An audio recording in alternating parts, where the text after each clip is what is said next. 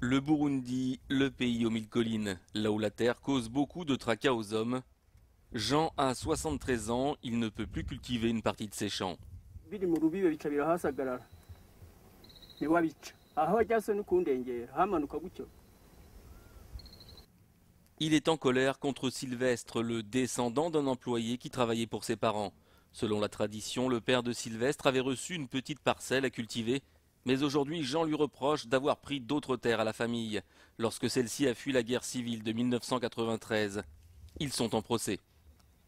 Jewe nkaba nsaba ko rero sentare iducira urubanza ko yonkomora itongo ryanje kabankura ko naco twigeze dusangira nkazogerageza kunyenyagurira abo bana nabo Imana ibahaye bakaza baraza kuza baricira ingiro baraba kandi ko bafashe nayo kubakwira nuko bakwira ni aho bakwira n'umwanya na mutoya n'ubu batunzwe n'agahinga FAO niwe bafasha kuko bari mu mashira hamwe batunzwe na FAO ngo yaraje ngo anshira ibiti ngo mu 1995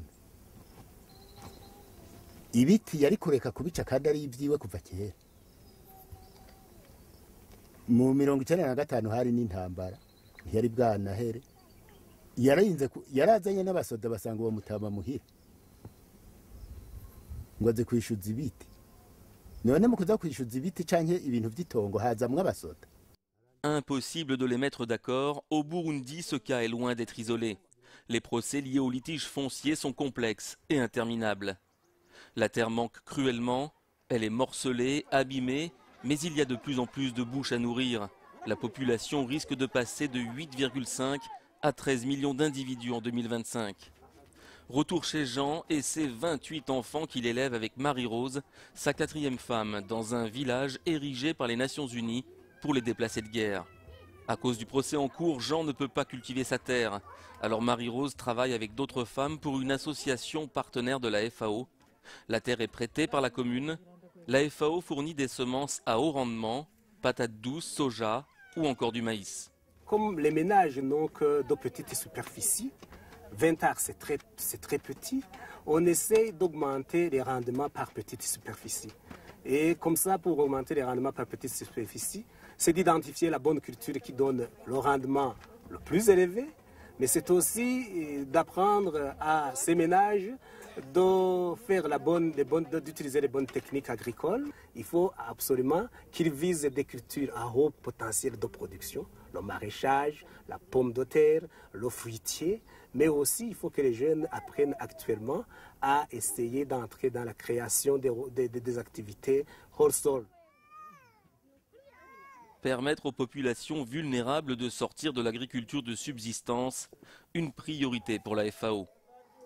Un plan d'action de 60 millions de dollars mis en place en 2010 devrait permettre d'aider plus d'1 million de Burundais. Ici par exemple, à Nyamuswanga, ce sont les marais qui sont aménagés pour être exploitables. Les familles s'unissent pour cultiver le riz. C'est une alternative qu'on est en train de mettre en place en aidant les ménages qui ont des parcelles à marais à bien les exploiter et à faire une bonne gestion de l'eau autour des associations, quitte à ce qu'ils puissent cultiver pendant toutes les 3 saisons culturelles de l'année. Le plan FAO pour le Burundi permet aussi de financer des travaux de grande envergure. Ici, dans la plaine de Limbo, près de Bujumbura, ces canalisations permettent d'irriguer de nombreux champs. Un périmètre de plus de 3500 hectares est à présent exploitable. Mais il faut faire face à une autre problématique, le retour des réfugiés. Selon l'UNHCR, ils sont plus de 500 000 à être rentrés au pays entre 2002 et 2011. Beaucoup cherchent à récupérer leurs terres. À Rumongue, par exemple, dans le sud, ville particulièrement touchée par les guerres civiles, de nombreux rapatriés ont vu leurs terres vendues ou occupées par d'autres.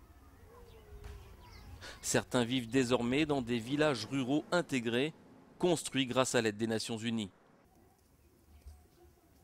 C'est le cas de Safia, qui est revenue de Tanzanie. Elle bénéficie d'une petite maison, d'un jardin et un poulailler. Intego neza cyane aha kugira ngo nikore ko ngaha aye nikurondera ukuntu nobaho n'abana kugira ngo turonke ubuzima butomoye nk'abandi tuca dukora tukikora tugatera utuboga tugatera itomate tugatera ivyamwa byose n'ibindi. Dans ces villages, la FAO aide les rapatriés comme Safia à devenir autonomes pour subvenir à leurs besoins. Comme accompagnement, la FAO essaie de disponibiliser le matériel végétal comme les semences de maïs, de haricots, mais également des plants fruitiers et les cultures considérées de soudure comme le manioc et les patates douces.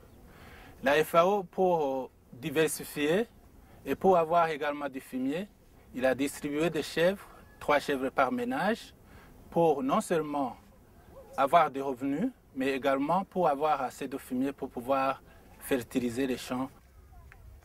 Mais il n'y a pas de place pour tout le monde, alors la FAO s'associe aussi avec des organisations locales. Les idées sont parfois originales. Sur le terrain d'une prison louée à l'État, voici l'Académie de la ferme.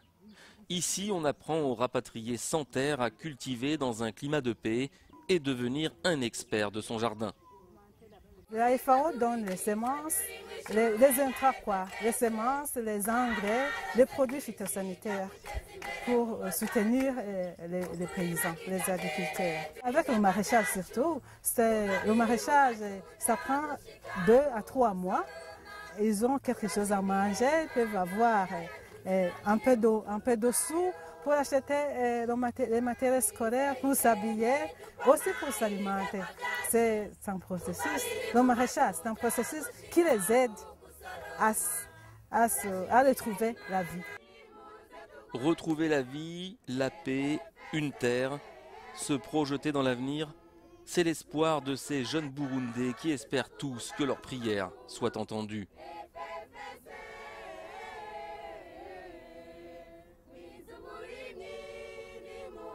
Wow.